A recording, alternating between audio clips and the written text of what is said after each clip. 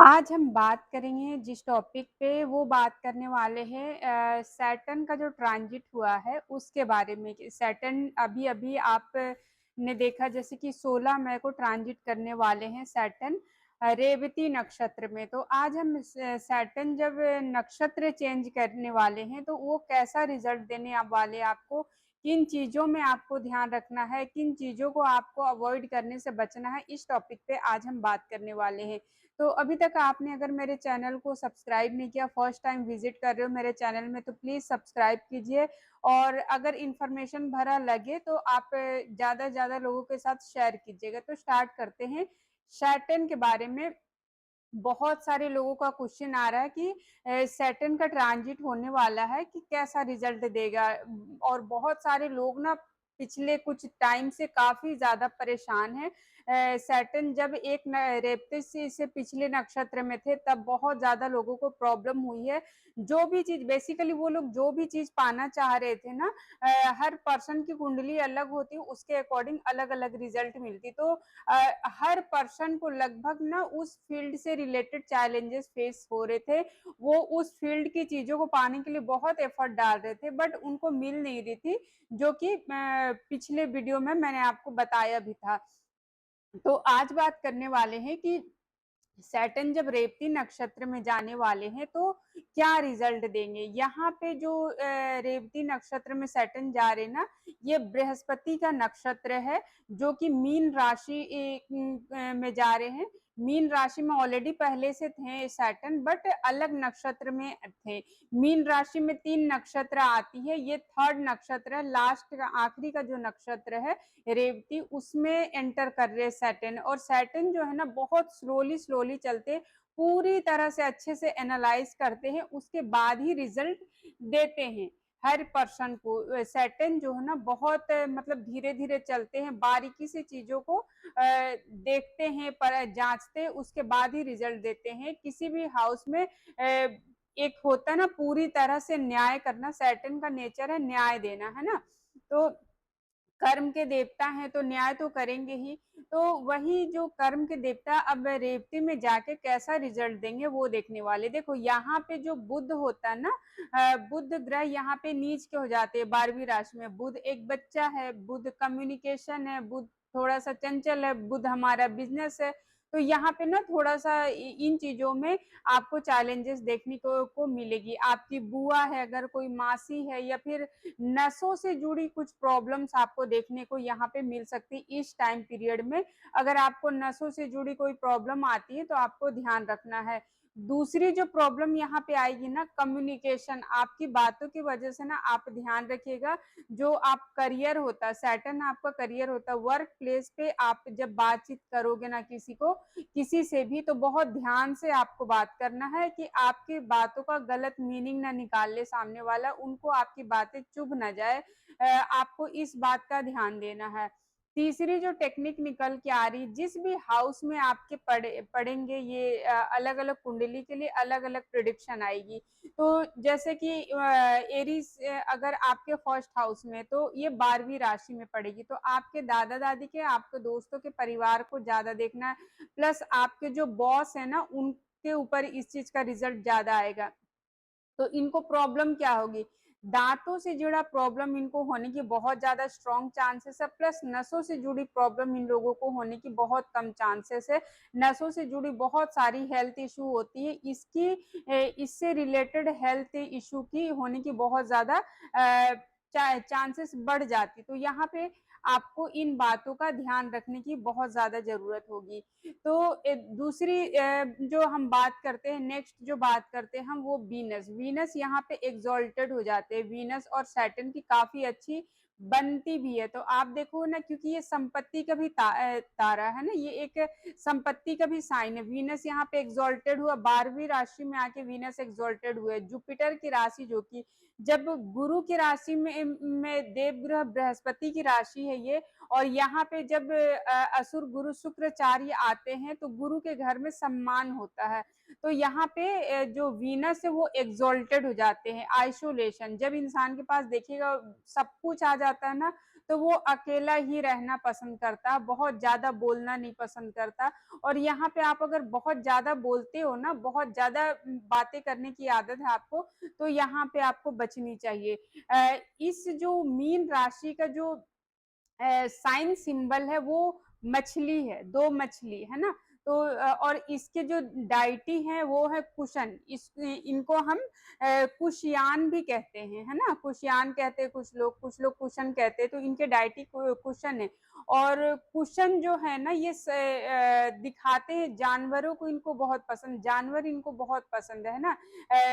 पहले के ज़माने में ना गाय को बहुत अहमियत दिया जाता था, गाय के थ्रू ही सारा बिज़नेस ग्रो करने का होता था। जैसे कि गाय के दूध से, गाय का दही, गाय का दूध से मक्खन निकलना, गाय की प्रोडक्ट बहुत ज़्यादा यूज़ होते थे, कहीं जाते-आते भी थे तो गाय, तो उस टाइम का जो बिज़नेस करने का तरीका था ना, वो गाय के थ्रू ज़्यादा था। तो ये एक तरह से दिखाता है ना जानवरों को पोषण देना है ना? तो जानवरों को आपको ध्यान रखना है कि इस टाइम पीरियड में जब सैटर्न रेवती नक्षत्र में जाएँगे, तो सैटर्न का जो कारक होता है ना वो कौवा होता है, प्लस डॉग्स होते हैं, है ना? तो आपको ध्यान देना है कि कौवे को और डॉग्स को अगर आप फीड कराते हो, अगर आपकी लाइफ में कोई अगर सैटर्न नेगेटिवली प्लेस में है या कुछ नेगेटिव आपके थ्रू हो गया है, करियर जहाँ आपका करियर प्रोफेशन वहाँ पे, या बॉस के यहाँ या फिर आपको काम करने में आलस लगता है या काम से रिलेटेड कोई चैलेंजेस भी आ रहे हैं, तो आपको जो रेमेडी ध्यान रखनी है ना, वो डॉग्स को फीड कराना है, कौवे को फीड कराना है, गाय को फीड कराना है, गाय होता है वीनस, ठीक है? प्लस आप एक और रेमेडी कर सकते हो उसमें, जैसे कौवा होता है ना, कौवा शनिदेव का प्रतीक माना जाता है और दही जो होता है ना वो वीनस का प्रतीक माना जाता है। तो आप ना कौवे को मतलब दही भी फीड करा सकते हो, दही खिला सकते हो। ये भी रेमेडी अगर आप करते हो तो आपकी संपत्ति बढ़ने में काफ़ी ज़्यादा मतलब आपको दिखेगी, संपत्ति बढ़ने लगी आपकी इस टाइम पीरियड में। शनिदेव बहुत सारा, सैटर्न एक ऐसा प्लैनेट है ना, बहुत पैसा देते हैं। प्लस वो जब 12वीं में राशि में आ जाते हैं ना, तो ये बहुत ज़्यादा अच्छा हो जाते हैं। लेकिन आपको ध्यान रखना है कि आप यहाँ पे आप देखो ना, बहुत सारे लोग, जो लोग जॉब करते हैं, वो जॉब छोड़ने की कोशिश करेंगे, जॉब छोड़ के काम करने की कोशिश करेंगे, बिज़नेस स्टार्ट करने के बारे के सोचेंगे, क्योंकि वीनस यहाँ एक्सॉल्टेड है और बिज़नेस का प्रतीक वीनस होते हैं ना। और जैसे कि मैंने आपको रेमेडी में भी बताया, तो वीनस का ही दही भी होता है और वीनस का ही गाय भी होते हैं, ठीक है? तो आप इन चीज़ों की हेल्प से ये रेमेडीज़ करके आप अपनी में जो कुछ मतलब इनकम में अगर प्रॉब्लम हो रहा है, आपके बिज़नेस में अगर प्रॉब्लम आ रहे, चैलेंजेस आ रहे, तो यहाँ पे भी फ्रूटफुल रिजल्ट ले सकते हो। आपको क्या हेल्थ इश्यू होगी, ये भी मैंने आपको बताया। अब बात करते हैं बेडरूम रिलेशनशिप के बारे में, क्योंकि 12th हाउस में तो बेड भी आती है। तो आप यहाँ पे देखिएगा ना, बेड से जुड़ा आपके बेडरूम में बहुत सारे पुरानी बातों को लेके आप फाइट ना करें, इस बात को ध्यान देखिएगा। जो एक होती है ना कुछ काफ़ी साल पुराने कि 1 साल पहले ये हुआ था, 6 महीने पहले ये हुआ था, या फिर वर्क एरिया में भी आप देखिएगा पुरानी बातों की वजह से आपकी काम ना खराब हो और आप रिलेशनशिप में है, मैरिड हो, तो बेडरूम में जाने से पहले खास करके सैटरडे को आपको ध्यान देनी है। सैटरडे और संडे को आपको ध्यान देनी है। इन 2 दिनों में फाइट्स बहुत ज़्यादा होने लगते हैं, क्योंकि राहु और सैटर्न मतलब हाई लेवल पे आ जाती है इनकी एनर्जी, है ना? और सन जो है ना, राहु और सैटर्न दोनों की एनिमी है। तो बेडरूम रिलेशनशिप में जब आप जाते हो, जब आप बेडरूम में जाते हो, तो आप ध्यान रखिएगा कि पुरानी बातों की वजह से, ऑफिस की मैटर की वजह से, काम की वजह से आपको फाइट्स नहीं करनी है। उस टॉपिक पे कोशिश कीजिए कम से कम बात करने का, अदरवाइज आपके फाइट्स काफ़ी बढ़ने के चांसेस यहाँ पे बनेंगे। तो इन चीज़ों को आपने अवॉइड करना है। यहाँ पे जो है ना बहुत ज़्यादा या तो आपके डिज़ायर बढ़ जाएँगे या तो कम हो जाएँगे। ज़्यादातर खतरनाक तब होता है कम हो जाए तो इंसान की चीज़ें तो बैलेंस हो जाती फिर भी, लेकिन अगर आपकी कोई डिज़ायर बहुत ज़्यादा बढ़ जाती है तो ये चैलेंजिंग हो जाता है। तो आपको बहुत ज़्यादा उम्मीद नहीं करना है अपने सामने वाले पार्टनर से। बहुत ज़्यादा अगर उम्मीद करोगे, आप समझाने की कोशिश कर सकते हो, बट आप किसी भी चीज़ के लिए ना बहुत ज़्यादा नहीं कीजिए। जैसे कि 12वां हाउस होता है आइसोलेशन भी, तो बहुत ज़्यादा आपको चुप-चुप सा नहीं रहना, थोड़ा बातचीत आपको लोगों के साथ करते रहना चाहिए। 12वां हाउस होता है लॉन्ग टर्म इन्वेस्टमेंट या शॉर्ट टर्म इन्वेस्टमेंट। आप ये भी कहीं पे भी अगर आप पैसा इन्वेस्ट कर रहे हो, तो आप बहुत सोच समझ के इन्वेस्ट कीजिएगा, और किसी भी पेपर पे अगर आप सिग्नेचर कर रहे हो लॉन्ग टर्म का भी, तो आप ना थोड़ा-सा अच्छे से चीज़ों के बारे में पता कीजिएगा, उसके बाद कीजिएगा। ये क्रिएटिविटी का भी मतलब हाउस होती है, यहाँ पे ना क्रिएटिविटी भी काफ़ी बढ़ जाती है। बुध होते हैं, ये बुध यहाँ पे हैं, तो बुध का नक्षत्र है, तो आपको ना एक बात ये भी देखना है कि यहाँ पे ना आप बहुत कुछ करना चाहोगे, बहुत सारी नई-नई आइडियाज़ आएँगे आपको, ठीक है?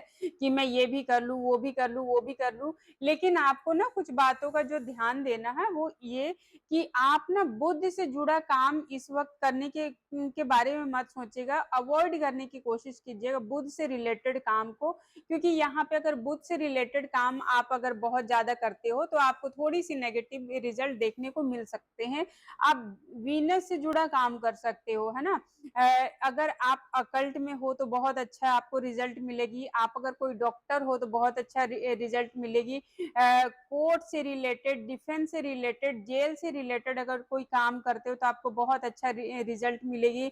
आप कोई कॉस्मेटिक का प्रोडक्ट का काम करते हो या लग्जूरियस आइटम का काम करते हो या फिर कपड़ों से रिलेटेड काम करते हो, परफ्यूम से रिलेटेड काम करते हो, तो आपको बहुत अच्छी रिजल्ट मिलेगी यहाँ पे डेफिनेटली।